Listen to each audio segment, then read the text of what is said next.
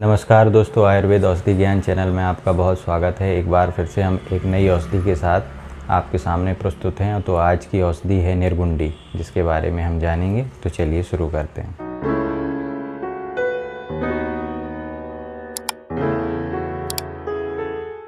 तो दोस्तों, आयुर्वेद में निर्गुंडी का वर्णन किया गया है। वेदना स्थापन वर्ग में इसको रखा गया है और इसका लैटिन नाम जो होता है वाइटिक्स निगंडु है, जो कि वर्बिनेसी फैमिली का सदस्य है। दोस्तों, यह पूरे भारतवर्ष में पाया जाता है। स्पेशली थोड़े गर्म स्थानों में यह आसानी से मिल जाता है। यह एक झाड़ी नुमा पौधा होता है जो कि 6 से 12 फीट ऊंचा हो सकता है। विभिन्न बीमारियों में हम इसके पत्तों का, इसके बीजों का और इसकी जड़ का उपयोग करते हैं।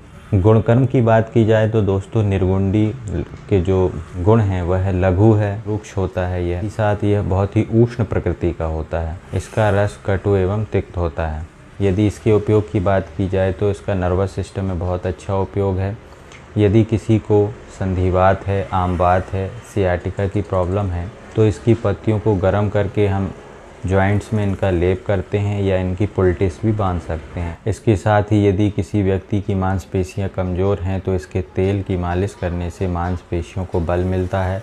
यदि मूत्रवाही संस्थान की बात की जाए तो यदि किसी को यूरिन रिटेंशन हो रहा है, मूत्राघात की प्रॉब्लम हो रही है, तो इसकी 20 ग्राम पत्तियाँ लेना है और 200 ml पानी को लेकर उसमें जो है इसको उबालना है और 1/4 पानी रह जाए तो 10 से 20 ग्राम की मात्रा में सुबह शाम देने पे मूत्र बहुत ही आसानी से बाहर हो जाता है। यूरिन रिटेंशन की समस्या दूर हो जाती है। इसकी जो पत्तियां होती हैं और इसकी जड़, इससे सिद्ध तेल की बात की जाए तो ये बहुत ही गुणकारी होता है। या फिर क्रॉनिक घाव है तो इसके तेल का उपयोग करने से घाव साफ भी हो जाएगा और धीरे धीरे हीलिंग को भी प्रमोट करेगा और शीघ्र ही वह घाव भर जाएगा। कि उदर रोग में यदि किसी को खाने के बाद बहुत ज़्यादा गैस बनती है या पेट फूलने की सिचुएशन, अफारा होना, ये सब समस्या है, या उदर सूल की समस्या होती है, तो इसकी पत्तियों का आपको एक रस निकालना है। 5 से 10 ml के बीच में रस लेना है।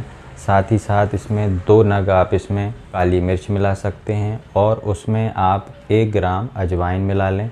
अजवाइन के साथ साथ उसमें लगभग 1 ग्राम आप काला नमक मिला लें। सभी को मिलाकर इन सभी का सेवन आप सुबह एवं शाम करना है। इसका सेवन शुरू करेंगे 2-3 दिनों में आपकी वो समस्या दूर हो जाएंगी, आपकी जठराग्नि प्रदीप्त हो जाएगी। इसकी प्रकृति उष्ण होती है तो ये जठराग्नि को भी बढ़ाता है। इसकी पत्तियों का एक बहुत ही अच्छा उपयोग है। यदि किसी को सर्दी हो गई और सर्दी के कारण सिर दर्द भी होने लगता है तो उसको दूर करने के लिए इसकी पत्तियाँ, जो सूखी पत्तियाँ होती हैं, उसको जला दें और उसका धुआं थोड़ा सा सेवन करेंगे तो आपकी सर्दी में भी आराम होगा और सिर दर्द भी दूर हो जाता है। इसके साथ साथ यदि किसी को गले में खराश हो रही है, गले में सूजन है या मुखपाक की स्थिति है, तो इस स्थिति में हम निर्गुंडी के तेल को गुनगुने पानी में मिलाकर और थोड़ा सा उसमें सेंधा नमक मिलाकर उसका गंडूस देते हैं। वो इस प्रक्रिया को करने से शीघ्र ही मुखपाक, गले में सूजन जो है वह दूर हो जाती है और आशातीत लाभ मिलता है। एक बात का ज़रूर ध्यान रखना है आपको कि चूँकि यह उष्ण प्रकृति की होती है तो इसका पित्त प्रकृति वालों को जो है बहुत ही सोच समझ के उपयोग करना है। किसी वैद्य की देखरेख में ही इसका उपयोग करें। इसकी डोजेस की बात करें तो यदि आप इसका जो है पत्तियों का स्वरस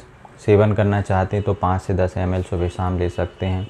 यदि इसके बीजों का चूर्ण का उपयोग करना चाहते हैं, जिसे हरेणु भी कहा जाता है या रेणुका भी कहा जाता है, तो पाउडर फॉर्म में आप 2 ग्राम सुबह शाम ले सकते हैं। और काढ़ा यदि आप प्रयोग करना चाहते हैं तो 10 से 20 ml सुबह शाम इसके काढ़े का उपयोग भी आप कर सकते हैं। आशा करते हैं आपको ये वीडियो पसंद आया होगा, यह जानकारी अच्छी लगी होगी। यदि अच्छी लगी है तो आप हमारे चैनल को सब्सक्राइब कर सकते हैं। तो मिलते हैं किसी अन्य वीडियो में, तब तक के लिए नमस्कार।